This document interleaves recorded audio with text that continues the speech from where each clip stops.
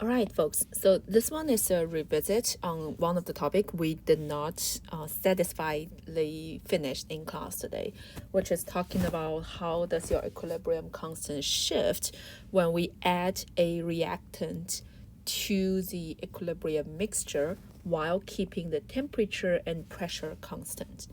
Now, we went over this in class that when temperature is constant, we know that the equilibrium constant Kp is not changing or Kchi is not changing. So the specific example we did here is having nitrogen reacting with hydrogen to form ammonia, and we're using the mole fraction equilibrium constant and the mole fraction reaction quotient to do this comparison. Now, what do we know?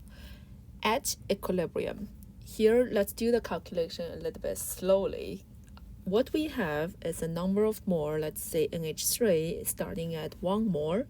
So your mole fraction of NH3 at equilibrium is, well, 1/5. Mole fraction of N2 at equilibrium is 3/5.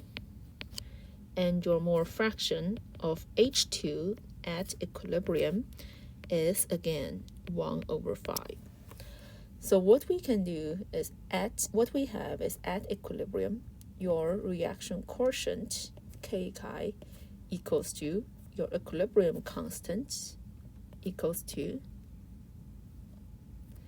so 1/5 squared over 3/5 times 1/5 tripled. So we're plugging that into the calculator. This we have on the top 1/5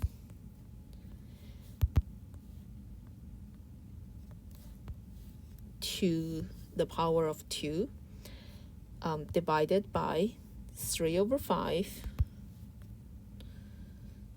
times 1/5 to the power of 3. We do that calculation, we end up getting about 8.33. All right, and then what we have is adding 0.1 more of N2. So if we're using the GenChem version of the Le-Chatelier principle, we're expecting forward reaction.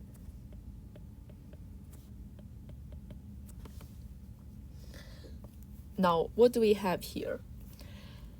After adding 0.1 more of NH2, we have the mole fraction of N2 now becomes 5.1, 1/5.1 for NH3. The now mole fraction of N2 equals to 3.1/5.1. Mole fraction of H2 equals to 1/5.1. So your actual reaction quotient equals to, well, on the top you have 1/5.1 to the power of 2. On the bottom you have 3.1/5.1 times 1/5.1 to the power of 3. We do that calculation, we end up getting, well, 1 divided by 5.1 to the power of 2 divided by 3.1 divided by 5.1 times 1 divided by 5.1 to the power of 3.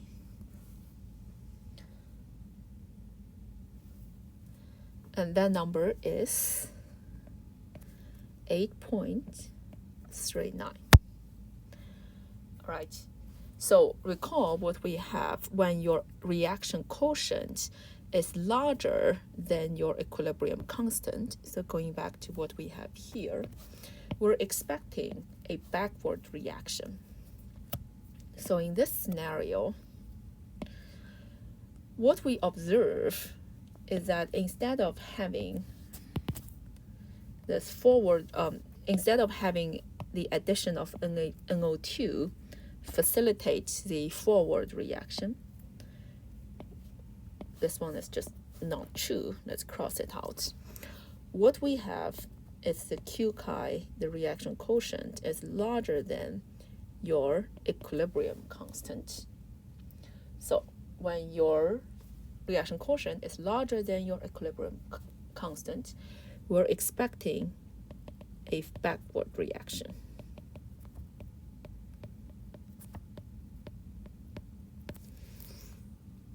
All right, or what we're expecting is by adding the N2, which is a reactant, we're actually shifting the equilibrium to the backwards. Now, what is the reason behind it? So in this case, the reason behind what we just observed is if you look at the mole fraction of N2, so at equilibrium, your mole fraction of N2 is like 3/5 or 0.6. But after addition of 0.1 more of your N2, the mole fraction actually increased. All right, so what we have is we are expecting your N2 addition to actually shift the reaction backwards. Or the take-home message here, or what we are actually updating here, is to say, instead of looking at the number of mole of the